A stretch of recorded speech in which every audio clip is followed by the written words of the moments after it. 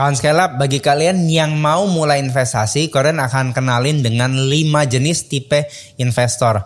Kawan Scale Up, mungkin Anda bingung ya, kalian mau investasi itu di mana, instrumennya apa. Tapi sebelum kalian melakukan semuanya itu, ayo kita kenal dulu sebenarnya kalian itu termasuk investor jenis yang mana. Yang pertama adalah investor defensif. Tipe investor ini adalah investor yang ingin mengurangi resiko sebesar-besarnya dan mereka hanya ingin mendapatkan kepastian. Dan jenis investasi yang mereka pilih itu juga instrumen investasi yang pasti-pasti aja. Walaupun mereka mengharapkan return, tapi nggak harus gede. Contohnya adalah mereka akan investasi di tabungan dan deposito, karena ini merupakan jenis instrumen investasi yang paling aman. Nah, yang kedua adalah tipe jenis investor yang konservatif. Tipe jenis investor ini adalah mereka yang bukan mengharapkan keuntungan, tapi lebih ingin melindungi nilai uang mereka. Yang mungkin mereka ingin mengatasi kehilangan uang mereka, value uang mereka karena inflasi, dan mereka akan cenderung memilih jenis investasi yang bisa melindungi nilai aset mereka. Salah satu contohnya adalah emas atau logam mulia. Yang ketiga adalah investor seimbang. Investor ini adalah orang yang balance